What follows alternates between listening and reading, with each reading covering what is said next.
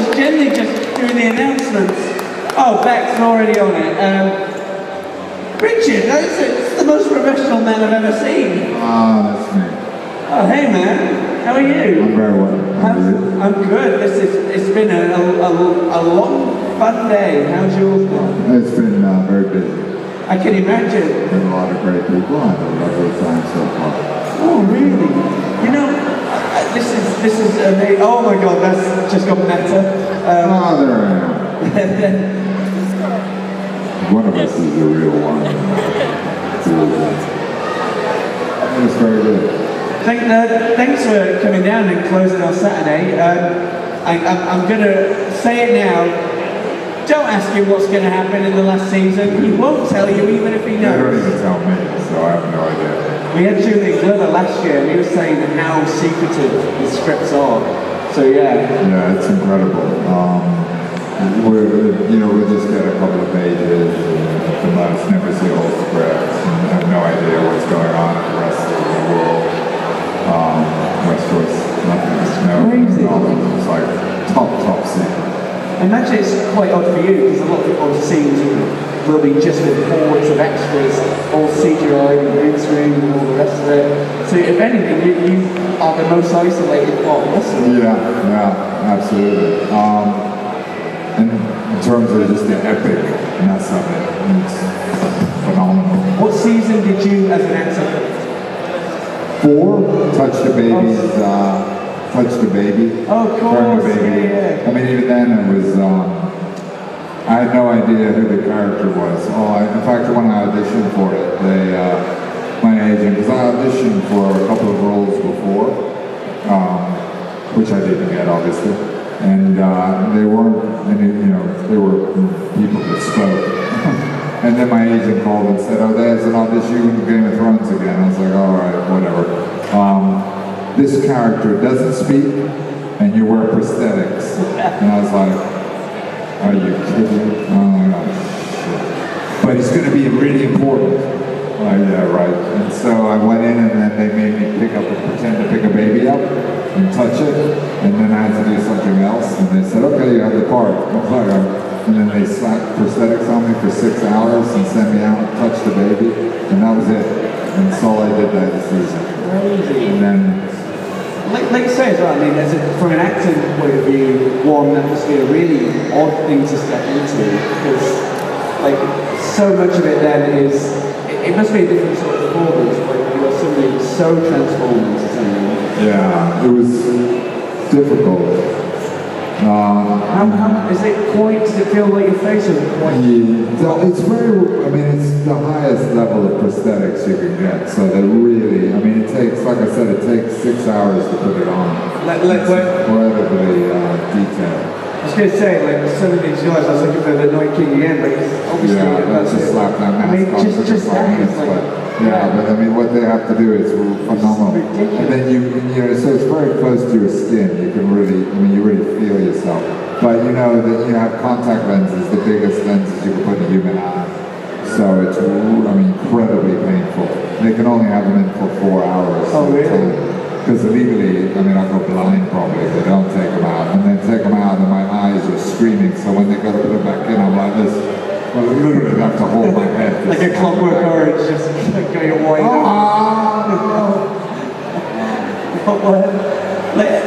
how long were the shooting days? Because surely it takes 10 hours.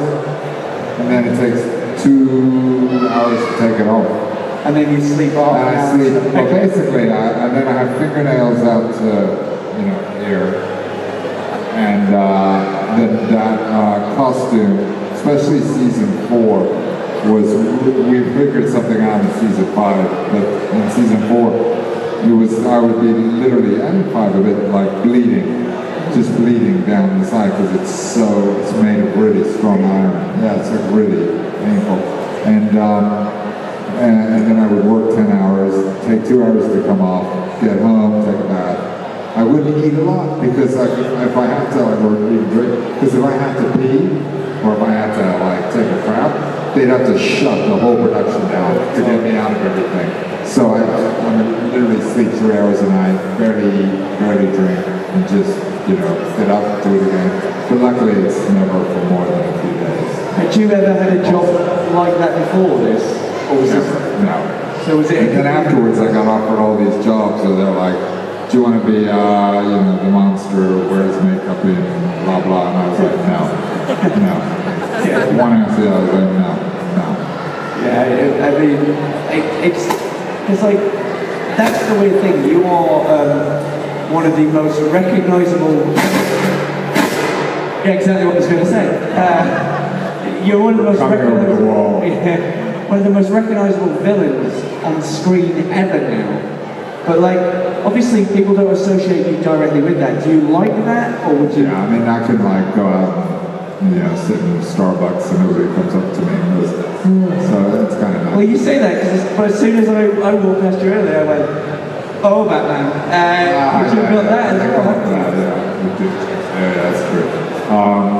You killed Batman's parents. Do you ever get that from me? Yeah, quite a bit. Really weirdly, I read up on you. I saw your first acting credit was from Jeeves and Wooster. Yeah. But classic. Yeah. Are you from England or are you? No, I live in London. I was born in Wales. Oh, nice. Yeah, and then I moved and I went to school in America as a kid, and then. I was going to say you definitely got transatlantic. Yeah, and then I came back, and I live in LA a bit, but mostly if I can, I try to live in London. My kids are much prefer. When did you start getting the acting bug? Were you sort of one of those kids that went to the drama and stuff like that, or did it come No, I started when I was 8, but basically I was at school, and where I was with my friends sitting outside, you know, always smoking, but, and this pretty girl came out and said that there's no boys auditioning for the school play.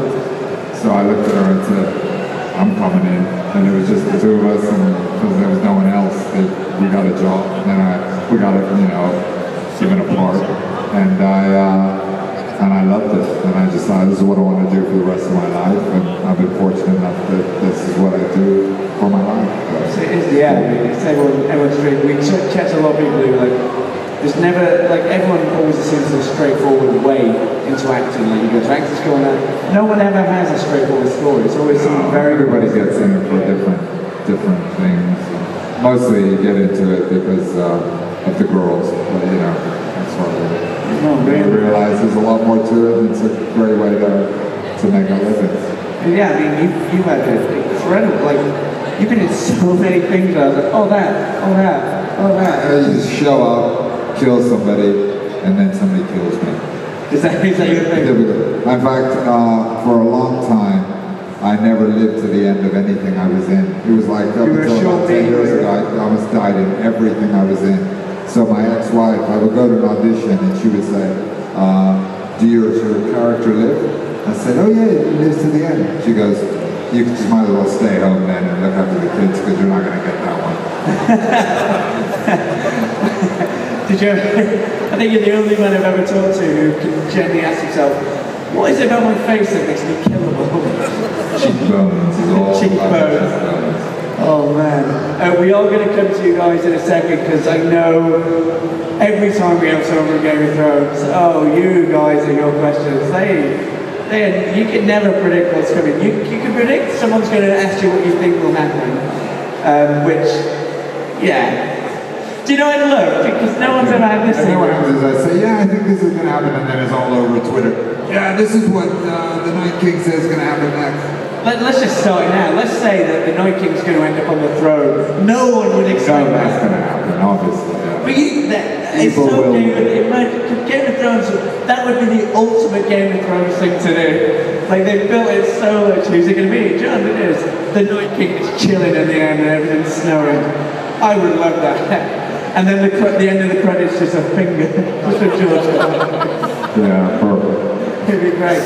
Beck, we have our other lovely host, Rebecca here. Beck Hill. How you doing, Beck? I'm well, how are you? I'm good. I'm enjoying this from the side. I know you are. Because it's our last one week, we're going to get into the audience. Beck is the lady with the mic. If you have a question, raise your hand and Beck will come and find you. And as ever, don't be shy, 'cause everyone's always a bit reluctant on the first question. Before it clock ties with you, you're thinking something. Have you got a question? See, I can sense it now. Beck, you want to get to this guy? Yeah, perfect. Hello. What did you find most enjoyable about the sixth season? Killing a dragon or riding one? Well, the stuntman does a lot of things. Like, he gets to do all the cool stuff. So I'll let him answer that. But character-wise, killing, always killing. But I mean, on set, what is that actually like? Is it just you miming something? So It's a mixture. You'd be surprised at how little CGI at times, obviously. I've seen some pictures, yeah, with it. But it's actually surprising how little CGI they try. Oh, really? I mean, they try not to as much as they can, but obviously they try. I've seen they use like a lot of prop models so you guys can act with them. Like with Hard Home, you know, the big Hard Home episode, you know, a lot, obviously the giants, but a lot of, you know, there's a lot of extras. A lot of real extras, you know, dressed up as coming over the walls. Do you shoot that in a studio then? Shot at, that particular scene was shot in a quarry in Belfast. Oh really? Because I was going to say, if they're all, like, I assume that most, because they do like it realistic, I assume most of those people are actual people then that you're with. Are they all gone through the same process as you with makeup? They have to go through a process, yeah. Some of them it's not quite as long, but yeah. Oh man, that is a department. That's a real department. Who else has got a question? Raise your hand. Okay, we'll go back. While you're there, you may as well start there, and then we will come over to yourself. So we all know that you don't talk, but if you had a chance to say one line in the entire series, what would it be? Did you get that? Do you know it already? Have you been asked this before? No. It's always, these questions are always really tough. You guys, it's good stuff.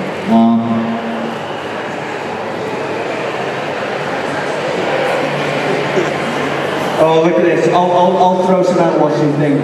Remember me as I lived. That'd be I nice. just think, see you on the throne. Oh. Again, imagine that. If we just suddenly talked, everyone would be like, oh my god! And I say that confident that this audience gets my emotion there. There was someone with their hand up. Where were you? Over this way? Oh, hello, Ren. I've not seen a Ren yet. You're my first Ren. Hello. Ray. Ren? That's like Ren and Stimpy. Yeah, ignore me. It's been a long day. Hi, Ray. What's your question? Hi, what's your favorite character, except from you, of course, in the series?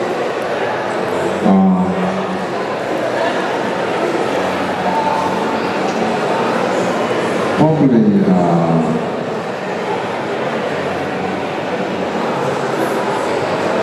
Daenerys. It's tough. There's so many great characters. It always changes. I'll be the honest answer. This is an actor. It changes for me every time, every season. I get asked this question, you know, the last few years, and it's always, you know, so many great characters. And every year I'm like, oh, I like that one. And then they kill, and then you like it. With that, like, do you watch it as a... I do. I watch it. I mean, I fall behind sometimes because I'm just busy working and stuff, so I don't watch it when it comes out. But yeah, I try and watch it. Is it weird to see yourself in that makeup? Or Yeah, you no, it's separate? used to it. Yeah, I can just, or I fast forward. Dude! I don't like watching myself that much, so I just... Oh, I don't think anyone's ever come to one of these and gone, you know what, I actually really love watching him this. That's good. Because someone's going to ask you, I'm going to get the question out of the way, because we never not get asked it for Game of Thrones. Hey, who do you want to sit on the throne at the end? I always say me. That's what I want. If that happens, I'm going to be so happy. There were some other hands up. Where were you? Okay, we'll go here, and then we'll come here. Hi. What do you think about the first guy who's been killed in Game of Thrones saying, hey, I saw White Walkers, and he's the first guy who has been killed, why he was getting the curse from the whole beginning. What do you think about him? Should he have more recognition? Sorry, so the first White Walker. No, the first is the guy of the Night Watch. Oh yeah, yeah. Who arrived Yeah, at way back at the Ned Stark's beginning. castle and he said, "Oh, it's a White Walker," and then, you know. What do Yeah, you probably think? should. I never thought about that. It's a good question. He should get more recognition. Yeah, he was right all along. Yeah. It was just a statue on I the wall. forgot about that. That was way back in like season 1. Right? Episode 1, episode 1, I think. Yeah. Like the 5 minutes in the beginning. Yeah. Hello, IMDb. It's lovely to see you here. Probably know the actor's name. Amazing. We had a question over this way. Hello, and first of all, thank you for coming to Belgium. My question is, since apparently you like killing people, at least on screen, which of the characters that are still left would you enjoy killing on screen? Hello, Sophie's Choice. Daenerys. That's a love-hate. Any more questions whilst Beck is out in the audience? I know you have them, don't be shy. We'll literally... What's your favorite Pokemon? We had a kid earlier, just loves asking what's your favourite Pokemon? And the audience and the all I go, used to know that. I used to know it. My kids, I could answer that. you don't answer. Yeah, I mean, that will cause more controversy in this audience than anything you say about Game of Thrones. Okay, any more questions before we... Oh, yeah, I knew you would get along. I have a question. What would it be like, still nervous. Don't be nervous, he's just one of the biggest villains and murderers of all time. How does it feel like being a villain on screen? Like, How does it feel to be there? yeah, how does it feel? Does it make you feel empowered or? It's weird. It's like, because I've been obviously playing villains since 1989 or something, 92, and that's a long time. But it's very much like I've learned to find a very dark place. It's very easy for me to go to a very dark place, which is actually quite a powerful thing to do. So it's quite fun. So yes, it's a lot of fun. It's fun, obviously, being able to just be bad. Because, in real life, I remember when my kids were young, I would go off, like I did a movie called Hannibal Rising, which was like it was a prequel to Silence of the Lambs and all that. And I eat a 6-year-old, me and a few others eat a 6-year-old. And I was going to work, I was eating a 6-year-old, and then I was coming home playing with my 6-year-olds. And I was like, I get to go to work, because they drive me nuts. My kids would be fighting, and I'm like, I gotta be a good dad, and then I go eat a kid. I'm like, you kind of, so it's a good way of getting rid of your anxiety. I love it to be a flying Pretend ball. world. But your kid said, what do you do at work today, Daddy? Oh, nothing. Like 18 now, and they're even still seeing it. I can't watch that. I can't watch you. And they always freak out, even now when they see me die. Then, as I said, I die and everything. They're like, oh, just watch this movie, you died in it. I mean, it's weird. How old are your kids now? Now they're old too, they still freak out. 18 and 15. It's gotta be weird, hasn't it? Like, it's gotta, oh God, I know what he looks like dying in that specific way. It's such a weird thing that no one has that sort of life reference. Well, did your kids ever watch any of your stuff when they were younger as well? There was a lot of it I couldn't see, but... Straight to Hannibal Royce and those. Batman Begins, I think, was the first thing that Oh, they really? saw. And that was because they were about, I forget, 9 or something. Obviously, the fact that their dad killed Batman's parents made him very popular in the playground. Yeah, that would have been like, whoa. I really wished you had said like, oh yeah, I showed my kids Hannibal Rising and said that's what's going to happen if you don't do this. Oh, yeah, I know. It'd be the Do your homework. This is my other family. That'd be so bad. Because you say you play a lot of villains. What was your first villain? I did a movie called Death Machine with, there's an actor named Brad Dourif who's been in loads of... Yeah. He's the voice of Chucky. Yeah. And he's a great actor, actually. And that was a movie in 1990, something from that, early 90s, I think. And then I played, he was the main, really bad villain. I was, pretty bad. That was my first film. I did that right after Jesus Worcester. I wasn't a villain. Similar tone, very similar. Actually, I have a question. If you've yes, always ma'am. played villains, what's the best good character that you would want to play? Like if you could play I want to be a any hero, love interest. I want to be like, like Richard Curtis films. some romantic comedy, like Love Actually, and all that. What is his name? Holland Firth or one of those. But, no, not yet. If there's any producers out there, I'm available for the love interest. Again, there's I promise I won't. all to play for in the last season. Yeah, the Night King will suddenly have a romantic relationship. That's how the war ends. Just a long shot of you locking eyes with a character, and that unites everything. Everyone goes, you know what? I didn't expect that, not even a little bit. We really go left on that one. Like, oh. Again, just Anne's finger. Great.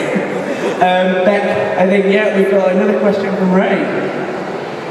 When you're not playing a scene, but you're like just waiting with the cast, do you still stay with the bad guys, or with whom do you No, be just most? anybody that will talk to me. Because, it's quite exhausting being in all that makeup, so I tend to just sit quietly. Because it's, I've been up since 3 in the morning. They've all got to get up at 6 in the morning. They got 3 more hours sleep. Been up since at least 3. So I'll chat a bit, but, because my accent is, I think, when I was doing Hard Home, Kit was sitting next to me at one point, and my accent's, you can't tell, it's mostly Americans and this is my childhood. So all of a sudden I just turned to him and said, what are you having to eat or something, I forget. And he's like, the Night King. This is strange, suddenly speaking to him in this accent. Have you ever gone home in the costume and it's just that late? No, I can't wait to get it off. I mentioned that was pretty fun. Genuine thing, I did a short film last year and I played Jesus. And I was so happy how much I looked like Jesus. I said, can I go home like this? And a man who was, he definitely on something, he saw me and went, Jesus! He just his face. And that's me as Jesus. Imagine they saw you. You'd be like, ah! Incredible. Any more questions out there? Hands up, and Beck, we got one over here. She's so good at getting blue crowns. Look at her. Hello. Thanks very much for coming. Thank you. I wanted to ask, how much time do you need for the makeup, and how much of it is real makeup or CGI? All of it's, pretty much all of it's real makeup. It takes 6 hours, and they just do a tiny bit of CGI on top of the eyes. So it's incredibly, it takes a long time for them. The work they do is phenomenal. How many people are working on it all the time? Like 3. Do you have the same 3 people every time because they just know it's... So they get like faster as they do it. Oh wow. Have you got anything where you've had like where they've gone, oh yeah, we have to put a new scar or anything like that? Has it always been the same one? It's crazy, isn't it? Oh man, it's like, see, I don't, it takes me about 6 times to speak to a hairdresser, so I can't even imagine what it's like being a seat that with small talk. Any other questions? We got one right down back here, sorry. With who would you like for a romantic scene? Daenerys, Jon? You talked about you would like to have a romantic scene maybe in the end of Game of Thrones? With the eyes? Who would it be? Oh, that would be quite a thing if it was John. I think it's not a bad idea. I'm not gonna lie, I've been on the internet, that might already be fan I bet it's fiction. probably. I mean, I've seen some wild theories. Guys, we are going to close it down very shortly because I don't know about you, but it's been a long day and we all want sandwiches. But yeah, we'll get a few more and then we will thank you and there you go. So has anyone got anything? Because yeah, we got one here. Any more just and we'll line them up? I was just wondering if you could tell a little bit more about the dragon, how that, you told a little bit about it, but how it was... Most of that was done with another stuntman, does a lot of that, so I would have very little to be able to play other than CGI. Stuff like that. But the actual dragons, they're just horses with masks on, right? Yeah, most of the CGI. Any more questions? Oh yeah, one there. Sir. Hi, what's your favorite role you ever played? Sorry, repeat again, we got some feedback. What's your favorite role you ever played? That I have played? That I have not played. That you have? Yeah, that I have played. Oh, sorry. My favorite role. Probably a movie I did directed by Rob Zombie, who did Devil's Rejects. It's more popular in Europe than I realized. Called 31, in which I played a character named Doomhead. It was a really well written piece, and I got to do some pretty nasty stuff, and it was fun, really fun. So anyone who likes horror films, go check out 31. Generally, what was it like working with Rob Zombie? Because he's amazing. He's like probably my favorite director. Because his work comes across as so intense, but everyone says it's really lovely. He's one of the nicest men I've ever met, especially in the business, as they say. And when I did Halloween 2, I had never met him yet. Oh, really? So I auditioned, and then they're like, "Oh, Rob Zombie wants you to be in Halloween 2. You're going to play a necrophilic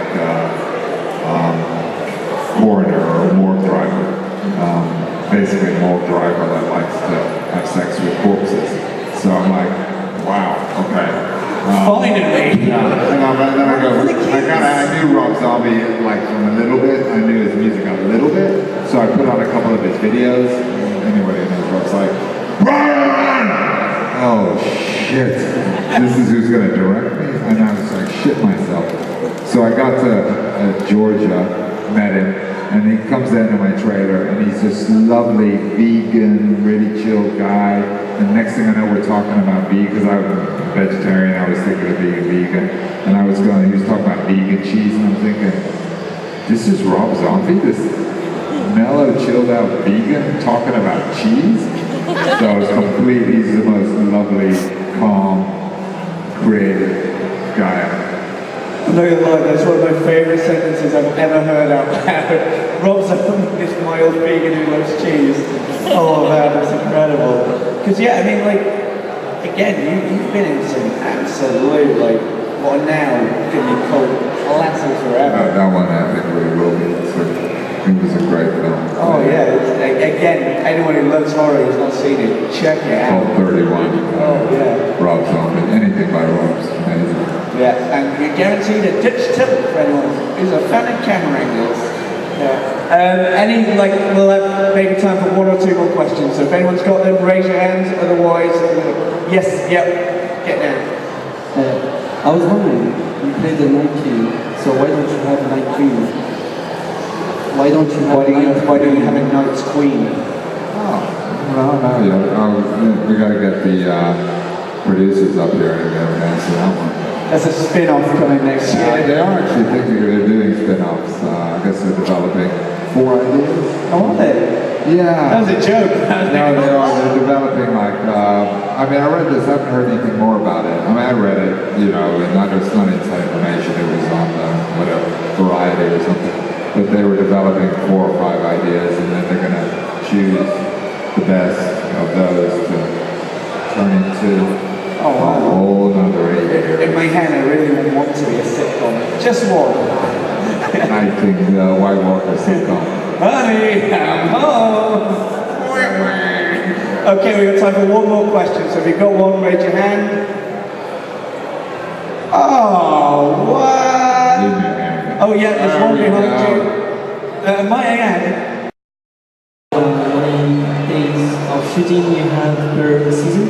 It just varies, really. I mean, there was like, I think on the 4 it was just 2 days, but it takes a long time to shoot. Even, I mean, Hard Home, 20-minute sequence, I think. We took like 2 weeks to film it and a week or 2 to rehearse it. I mean, it was phenomenal. Like TV, they usually shoot an episode in 10 days, like most TV shows. One episode is 10 days. That was 20 minutes of the episode, or 30 minutes, or whatever. It was like a month and a bit to shoot for ours. I mean, Game of Thrones is not like anything else with the budgets and the amount of detail put into everything. It's quite extraordinary, really.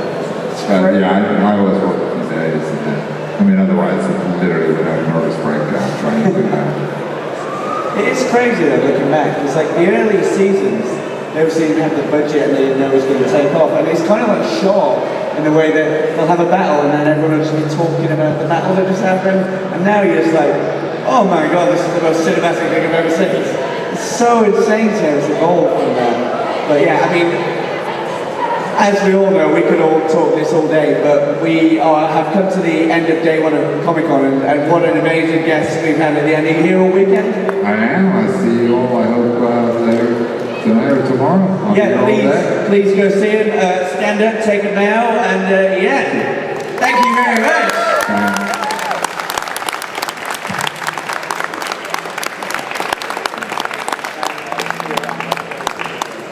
Ladies and gentlemen, it's just my dedicated duty now to say thank you to everyone who came to Saturday Comic-Con Brussels 2018. And might I add, have a lovely evening, everyone, and hopefully some of you will be back tomorrow. Take care of yourselves. Big love. Bye-bye.